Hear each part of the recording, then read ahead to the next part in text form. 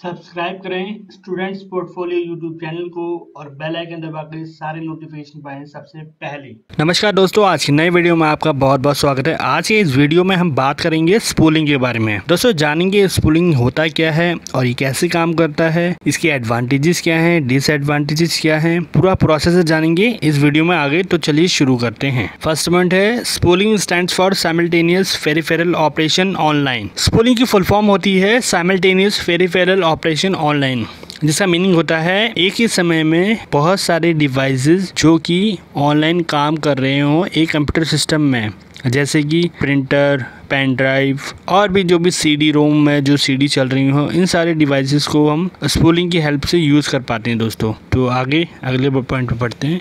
In spooling more than one input output operations can be performed simultaneously. दोस्तों जहाँ तक spooling में हम इनपुट आउटपुट ऑपरेशंस की बात करें तो एक से ज़्यादा इनपुट आउटपुट ऑपरेशंस को हम हैंडल कर सकते हैं स्पूलिंग में, क्योंकि स्पूलिंग हार्ड डिस्क ड्राइव को एज ए स्पूल यूज़ करती है, एज ए बफर यूज़ करती है। तो क्योंकि हार्ड डिस्क ड्राइव का स्पेस बहुत ज़्यादा होता है, इसीलिए उसमें एक से ज़्यादा इंस्ट्रक्शन या फिर एक से ज़्यादा ऑपरेशंस को हम परफॉर्म कर सकते हैं स्पूलिंग में। In spooling more than one input output operations can be performed simultaneously. दोस्तों स्पूलिंग का जो मैकेनिज्म है वो बफरिंग की तरह होता है दोस्तों। जैसे कि बफरिंग अपने डाटा को पहले मेन मेमोरी में स्टोर करता है, उसी तरीके से स्पूलिंग भी अपने डाटा को पहले हार्ड डिस्क ड्राइव में सेव करता है, उसके बाद ही आगे डाटा प्रोसेस करने के लिए भेजा जाता है। जो दोनों का मैकेनिज्म है काम करने का वो सेम है दोस्तों। Data is held temporarily for using and execution bye device और प्रोग्राम। दोस्तों स्पूलिंग में अगर इनपुट आउटपुट ऑपरेशन के लिए किसी डाटा का यूज होना है, वो डाटा तब तक यूज में लाया जाता है जब तक कि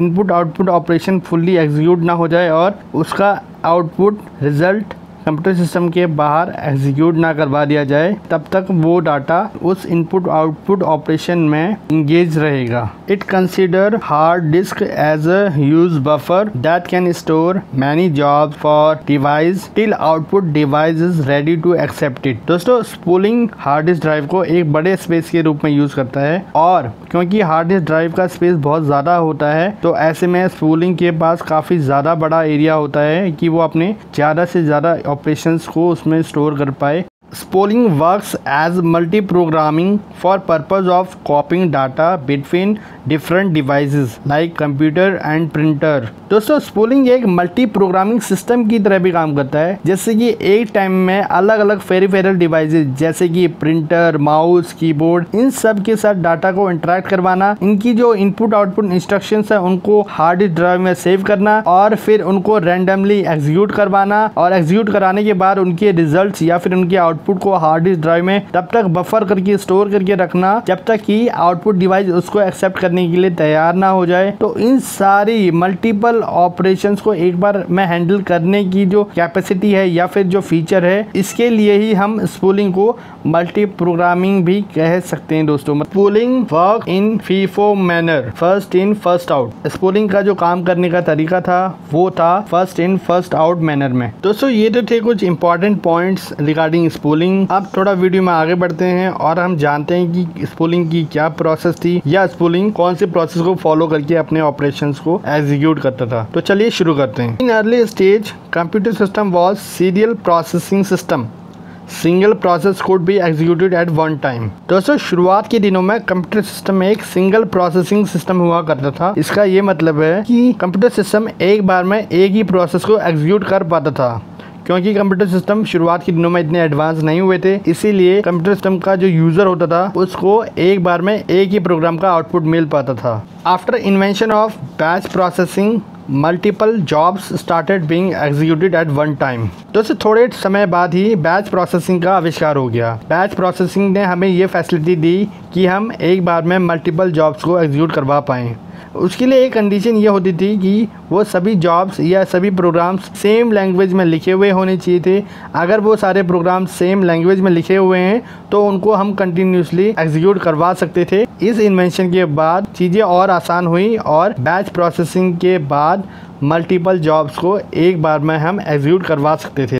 eight same time to improve the efficiency and the performance of input-output system spooling was brought in use. दोस्तों बैच प्रोसेसिंग के दौरान ही कंप्यूटर सिस्टम में बहुत सारी प्रॉब्लम्स आने लगी, जैसे कि इनएफिशिएंसी और इनपुट आउटपुट सिस्टम में प्रॉब्लम आना। तो ऐसे में स्पूलिंग का आविष्कार किया गया और इनपुट आउटपुट सिस्टम की एफिशिएंसी को और उसकी परफॉर्मेंस को बढ़ाने के लिए स्पूलिंग का आविष्कार किया गया। Whenever a data or instruction was given to computer system for execution through input output system, that data or instruction was first saved in secondary memory, means hard disk drive, and then it was fetched or extracted by main memory RAM. After reading or processing that data or instruction in main memory, that data or instruction was sent to CPU for execution. दोस्तों जान लेते हैं spooling के mechanism के बारे में कि spooling काम कैसे करता है। दोस्तों जब कभी कंप्यूटर सिस्टम में इनपुट आउटपुट द्वारा कोई इंस्ट्रक्शन या डाटा भेजा जाता है तो वो डाटा सबसे पहले हार्ड डिस्क ड्राइव यानी कि सेकेंडरी मेमोरी में सेव हो जाता है। तो सेकेंडरी मेमोरी में एक बार जब डाटा सेव हो गया, उसके बाद जब मेन मेमोरी फ्री होगी तब मेन मेमोरी उस डाटा या इंस्ट्रक्शन को सेकेंडरी मेमोरी से उठा लेती है और उस डाटा को सेकेंडरी मेमोरी से उठाने के बाद मेन मेमोरी CPU के पास एग्जीक्यूशन के लिए भेज देती है। When CPU successfully executes that data or instruction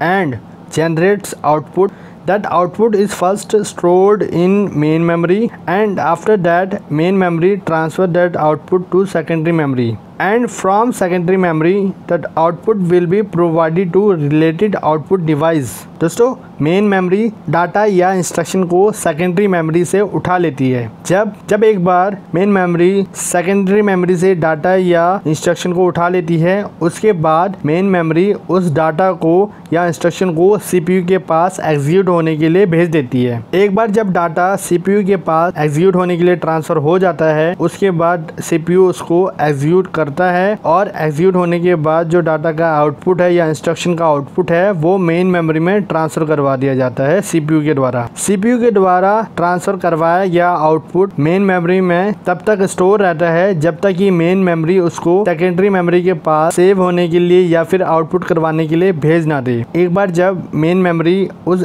executed process या एग्जीक्यूटेड जॉब को सेकेंडरी मेमोरी में भेज देती है तो जो एग्जीक्यूटेड डाटा है वो सेकेंडरी मेमोरी में तब तक सेव रहता है जब तक कि वो एग्जीक्यूटेड इंस्ट्रक्शन या डाटा उस आउटपुट डिवाइस को ना ट्रांसफर कर दिया जाए जिस इनपुट आउटपुट डिवाइस के लिए वो इंस्ट्रक्शन एग्जीक्यूट करवाई गई है। Spooling handles input as well as output both spool for input output device. दोस्तों इसीलिए हम कह सकते हैं कि स्पूलिंग इनपुट आउटपुट डिवाइसेस के लिए इनपुट आउटपुट बफर को यूज़ करता है। दोस्तों हम ये कह सकते हैं कि स्पूलिंग के आने के बाद कंप्यूटर सिस्टम की प्रोसेस में काफ़ी ज़्यादा इम्प्रूवमेंट हुआ। पहले के मुकाबले कंप्यूटर सिस्टम की जो प्रोसेसिंग थी वो काफ़ी ज़्यादा इम्प्रूव्ड हो गई। साथ ही साथ मेन मेमोरी और सेकेंडरी मेमोरी के बीच में डाटा डिजिटली ट्रांसफर होने लगा और उनके बीच में जो कम्युनिकेशन होता वो और भी ज़्यादा तेज हो गया। Benefit of spooling is that we can have a several number of input devices at a time and all these input devices can put data into hard disk और सेकेंडरी मेमोरी। दोस्तों पहले के टाइम पे एक से ज़्यादा input devices को computer system से कनेक्ट करवाना एक बहुत बड़ा चैलेंज होता था, लेकिन स्पूलिंग के आने के बाद हमें ये बेनिफिट मिला कि हम एक बार में एक से ज़्यादा मतलब बहुत सारे इनपुट डिवाइसेस को कंप्यूटर सिस्टम से कनेक्ट कर सकते थे और साथ ही साथ उन इनपुट डिवाइसेस को कंप्यूटर सिस्टम में डाटा ट्रांसफ़र करने या इनपुट करवाने के लिए परमिशन भी दे सकते थे। तो ये था हमारा स्पूलिंग का पहला benefit of spooling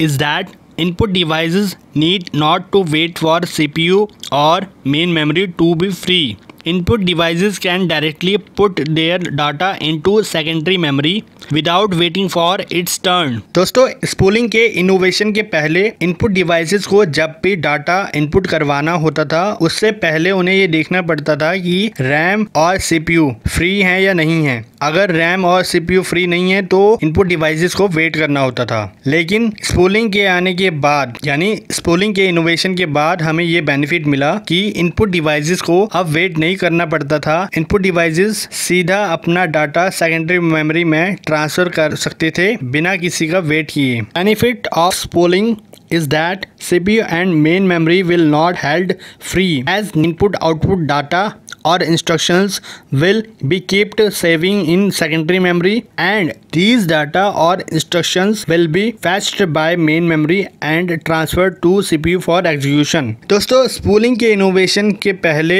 main memory और CPU का काफ़ी ज़्यादा टाइम आइडल रह जाता था, उनका most of the time utilize नहीं हो पाता था। लेकिन अब जबकि स्पूलिंग का इनोवेशन हुआ है और स्पूलिंग के इनोवेशन के बाद अब इनपुट डिवाइसेस अपने इंस्ट्रक्शन को न्यू जॉब्स को डायरेक्टली सेकेंडरी मेमोरी में सेव कर देती है और मेन मेमोरी उन जॉब्स को सेकेंडरी मेमोरी से फेच कर लेती है और एग्जीक्यूट करवा देती है। तो स्पूलिंग के आने के बाद हमें ये भी बेनिफिट मिला कि सीपीयू और मेन मेमोरी का काफी ज्यादा टाइम यूटिलाइज होने लगा। अब बात कर लेते हैं एडवांटेजेस और एग्जांपल की। तो चलिए शुरू करते हैं with advantages of spooling. Multiple input output devices can be used. Several number of input output devices can work at one time simultaneously. दोस्तों स्पूलिंग के कुछ एडवांटेजेस हैं, जैसे कि एक बार में हम मल्टीपल डिवाइसेस को कंप्यूटर सिस्टम से कनेक्ट करके उनको यूज कर सकते हैं, क्योंकि स्पूलिंग के आने से पहले ये सुविधा हमें नहीं मिल पाती थी। तो स्पूलिंग के आने के बाद जैसे कि हम वन टाइम में सेवरल इनपुट डिवाइसेस को कंप्यूटर सिस्टम में कनेक्ट कर सकते हैं, तो ये एक बहुत बड़ी एडवांटेजेस है स्पूलिंग की। सेकेंडरी मेमोरी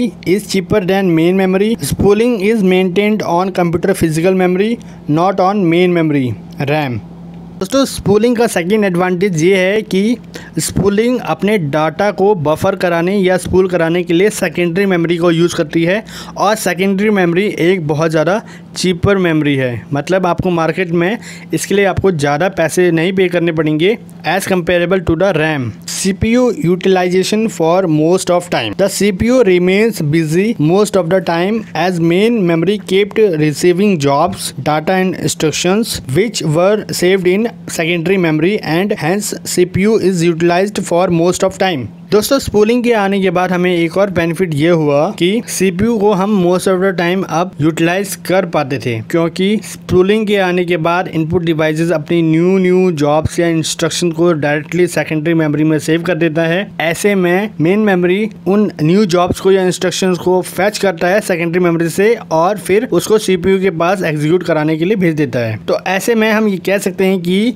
स्पूलिंग के आने के बाद क्योंकि most of the data directly hard disk में सेव हो जाता था, इसीलिए CPU भी अब अपने most of the time busy रहता है और वो इंस्ट्रक्शन को ज़्यादा से ज़्यादा आउटपुट कराने में अपना योगदान देता है। Example printer spooling. Documents, files, instructions that are sent to the printer are first stored in the secondary memory or printer spooler. Once the printer is ready, it fetched the data from that spool and prints it. दोस्तों spooling का सबसे बेहतरीन example है printer. जब कभी हमें computer system में कोई डाटा प्रिंट करवाना हो तो हम प्रिंटर को कमांड दे देते हैं कि वो डाटा को प्रिंट कराएं, लेकिन अगर उसी टाइम पे वो प्रिंटर बिजी हो किसी और जॉब को एग्जीक्यूट करने में, तो ऐसे में जो कमांड हमने प्रिंटर को है वो प्रिंटर स्पूल में सेकेंडरी मेमोरी में जाके सेव हो जाता है। सेकेंडरी मेमोरी में प्रिंटर स्पूल में तब तक सेव रहता है जब तक कि प्रिंटर फ्री ना हो जाए और उस इंस्ट्रक्शन को फैच ना कर ले। तो दोस्तों ये जो डाटा स्टोरिंग की जो कैपेबिलिटी है या कैपेसिटी है, ये स्पूलिंग के आने के बाद ही सक्सेसफुल हो पाई। ये बेहतरीन एग्जांपल है कि कैसे प्रिंटर को दिया जाने वाला